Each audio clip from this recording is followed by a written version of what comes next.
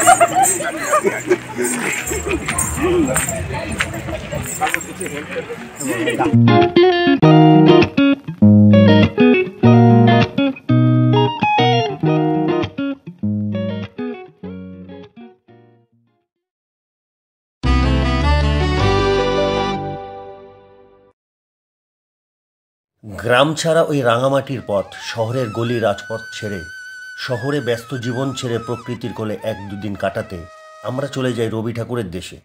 বোলপুর শান্তিনিকেতনের কথা আলাদা করে বলার কিছু নেই। আমরা সবাই জানি বিশ্বভারতী ক্যাম্পাস, আম্রকুঞ্জ, ছাতিমতলা, রবি ঠাকুরের বাড়ি, পৌষ মেলার মাঠ, বাতাসে কান পাতলেই রবি ঠাকুরের গান, আর আনাচে কানাচে ছড়িয়ে থাকা প্রকৃতি সামিয়ানা। প্রতি শনিবারের খোয়াইয়ের হাট, পূর্ণিমা রাতে সোনাঝুরি, গাছের পাতা জড়ানো ভালো লাগা, সন্ধ্যাবেলায় কোপাই নদীর ধার, বাতাসে ভেসে থাকা বাউলের সুর, সব মিলিয়ে মনের ঠাকুরের দেশে এক পলকে হারিয়ে যাওয়া যায় ছুটির দিনে। কিন্তু আজ আমরা আপনাদের দেখাবো তুলনামূলক স্বল্প পরিচিত একটি গ্রাম, সেটি হচ্ছে সৃজনী শিল্পগ্রাম। বোলপুরে এসে আপনি যদি সৃজনী শিল্পগ্রাম না দর্শন করেন তাহলে আপনার বোলপুর ভ্রমণ অপূর্ণ থেকে যাবে। তাই চলুন আমরা সৃজনী শিল্পগ্রাম ঘুরে দেখি। অবশ্যই বোলপুরের মাটির গান, বাউলের গান শুনতে শুনতে।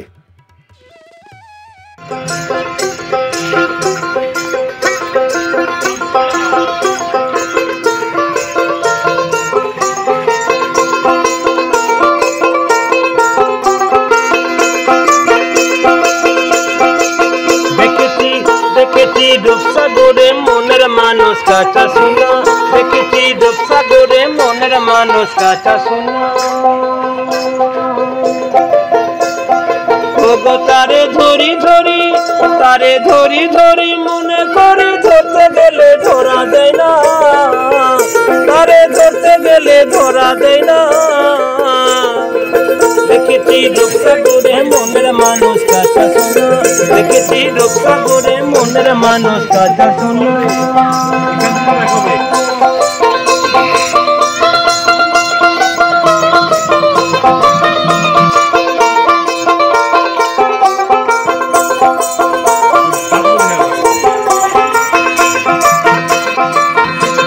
দেখলাম পুতুল ঘর, এবার ভিতরে প্রবেশ করি। কি পুতুল রয়েছে একবার দেখা যাক।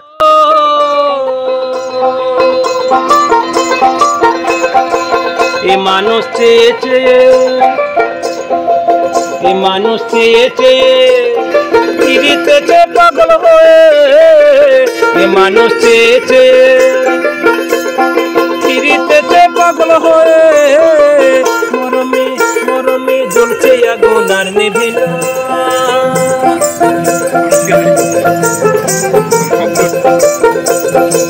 মরমে মরমে জ্বলছে আগুন আর নিভে না। বিদায় বলবে লোকে মন্দ, আমায় বিরহে আর প্রাণ বাঁচে না। বিদায় বলবে লোকে মন্দ, আমায় বিরহে আর প্রাণ বাঁচে না। দেখেছি দেখেছি রূপসাগরে মনের মানুষ কাঁচা শোনা, দেখেছি রূপসাগরে মনের মানুষ কাঁচা শোনা।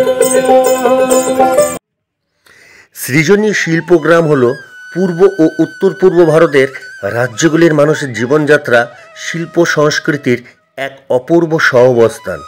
এখানে পশ্চিমবঙ্গ, সিকিম, বিহার, ঝাড়খণ্ড, উড়িষ্যা এবং উত্তর পূর্ব ভারতের রাজ্যগুলির মানুষের জীবনধারা খুব সুন্দরভাবে তুলে ধরা আছে। এছাড়াও আছে আন্দামান ও নিকোবর দ্বীপপুঞ্জের মানুষের জীবনগাথা। সৃজনী শিল্পগ্রামের ভিতরে যে কুটিরগুলো আমরা দেখতে পাই, সেই কুটিরগুলো এক একটি রাজ্যের শিল্প নিদর্শনের প্রতীক। এখানে রাজ্য বলতে অবশ্যই পূর্ব ভারত এবং উত্তর পূর্ব ভারতের রাজ্যগুলির কথাই বলা হয়েছে, সাথে আন্দামান নিকোবর দ্বীপপুঞ্জ। চলুন তবে একে একে কুটিরগুলো দেখে নিই।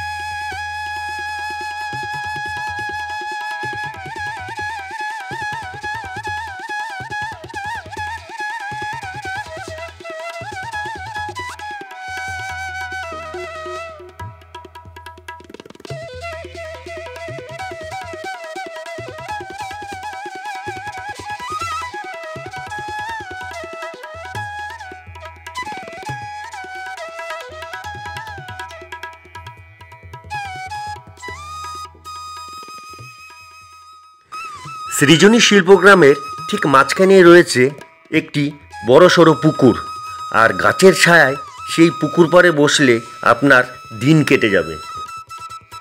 সত্যি খুবই মনোমুগ্ধকর এই পুকুর পাড়টি। উত্তর পূর্ব ভারতের একাধিক শিল্পীর তৈরি সৃষ্টি রয়েছে এই সৃজনী গ্রামে। এখানে রাঢ়বঙ্গের মানুষের উৎসব, লোকসংস্কৃতি থেকে শুরু করে আদিবাসী সাঁওতালিদের উৎসব, তাদের জীবনযাত্রা দেখানো হয়েছে বিভিন্ন শিল্পের মাধ্যমে। শিল্পীদের তৈরি কাজ আপনাকে অবশ্যই মুগ্ধ করবে। এই রে, তেঁতুল গাছের তলায় আসতে আমি কি দেখলাম, তেঁতুল ভূতের সাথে দেখা হয়ে গেল।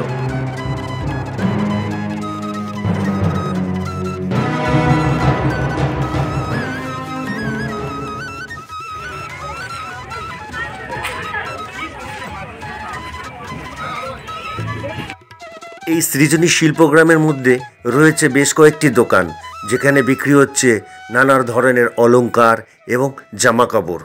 অবশ্যই এগুলো স্থানীয় লোকদের তৈরি। গ্রাম ঘুরতে ঘুরতে মাটির গান শুনে নিজেকে আর আটকে রাখতে পারলাম না, তাই গিটার নিয়ে বাউলের সাথে সঙ্গতে সামান্য চেষ্টা করলাম।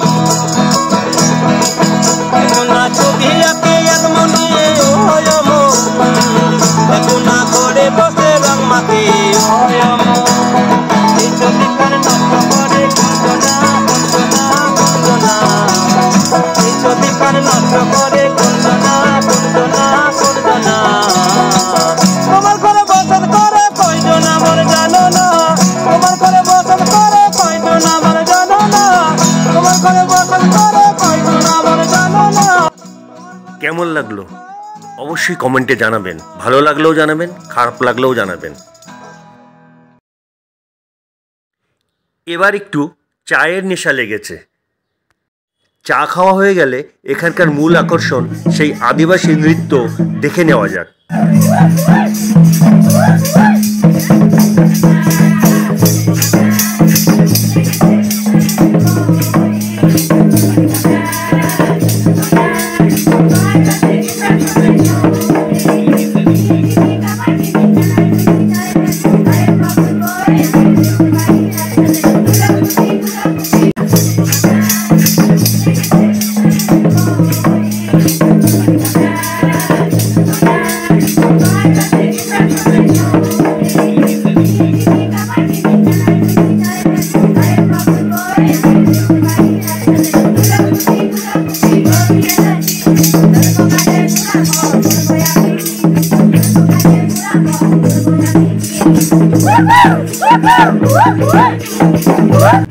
আপনি চাইলে আপনি নিজেও এনাদের সাথে পায়ে তাল মেলাতে পারবেন এবং খুশি হয়ে এনাদেরকে যা দিবেন এনারা তাই নেয়।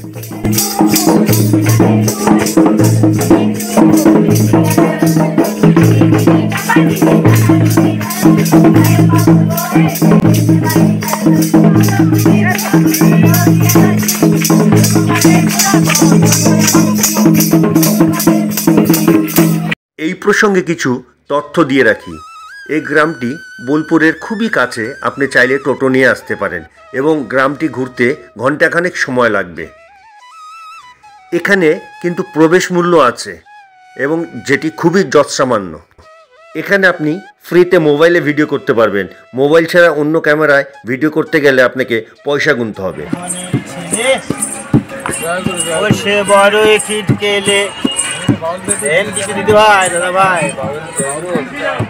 আবার কখন আসবেন?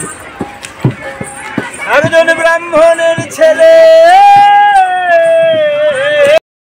ঘণ্টাখানেকের মধ্যে আমাদের সৃজনী শিল্পগ্রাম ঘোরা হয়ে গেল। এখন আমরা বেরিয়ে যাচ্ছি এখান থেকে। আমরা একটা টোটো ভাড়া নিয়ে এখানে এসেছিলাম। ওই একই টোটোতে করে আমাদের পরবর্তী গন্তব্য সুরুল রাজবাড়ি এবং আমার কুঠির। আমরা সেগুলো ঘুরে দেখব, কিন্তু আজকের ব্লগে আর দেখাচ্ছি না। সেগুলো দেখার জন্য আপনাদের অপেক্ষা করতে হবে আমার পরবর্তী ব্লগের জন্য। আর এর আগের ব্লগে আমি দেখিয়েছিলাম শান্তিনিকেতনের ভেতরে অর্থাৎ বিশ্বভারতী ক্যাম্পাস এবং সেখানে কি কি দেখার ছিল। আপনারা অবশ্যই সেই ব্লগটিও দেখে নেবেন। আজকের মতো এখানেই বিদায় নিচ্ছি। সবাই ভালো থাকবেন এবং আমাকে অবশ্যই সাপোর্ট করবেন। ভালো লাগলে লাইক, শেয়ার, সাবস্ক্রাইব করবেন। ধন্যবাদ।